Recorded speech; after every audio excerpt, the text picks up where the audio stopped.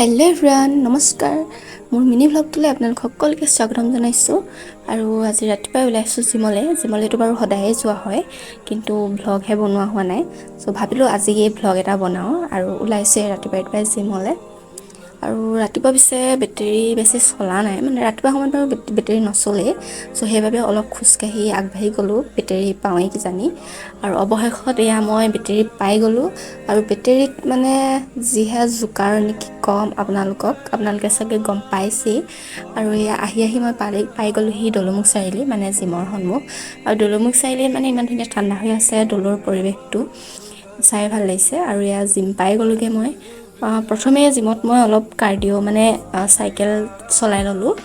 আৰু তাৰপিছত মানে বহুত দিন প্ৰেক্টিছ কৰা নাই, চ' সেইবাবে ভাবিলোঁ আজি অলপ লাইটলি প্ৰেক্টিছ কৰোঁ।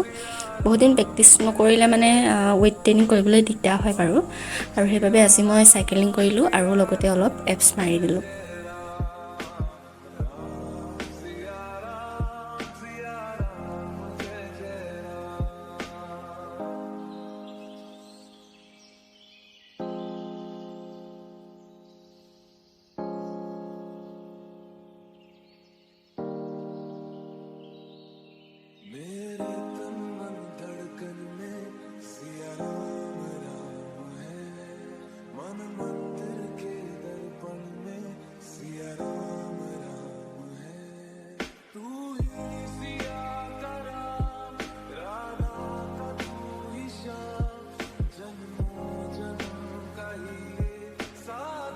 জিমত প্ৰেক্টিছ শেষ কৰি মেলি মই যাবলৈ হ'ল আৰু ৰুমলৈ, মানে ৰুমৰ পৰা ভাত চাত খাই মেলি আকৌ যিহেতু 4টা বজাত আহিবলগীয়া হ'বই।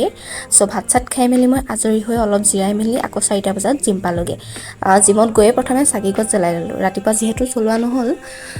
আৰু প্ৰতি মঙলবাৰে যিহেতু আমি হনুমান মন্দিৰ যাওঁ, চ' সেইবাবে হোটেলত মিঠাই লৈ ল'লোঁ হনুমান মন্দিৰলৈ নিবৰ বাবে। আৰু এয়া দেখিছেনে আমি গৈ আছোঁ। আৰু এইফালে কালী মন্দিৰত দুৰ্গা পূজাৰ বাবে মণ্ডপ বনাই আছে।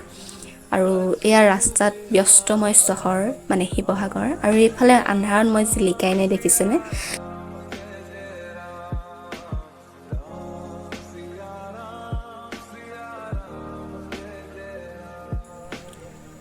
আৰু এইফালে দেখিছেনে আমাৰ শিৱসাগৰৰ সদৰ থানা, ইমান ধুনীয়াকৈ বনাই দিলে নহয়, আগতকৈও বহুত ধুনীয়াকৈ বনাই দিলে।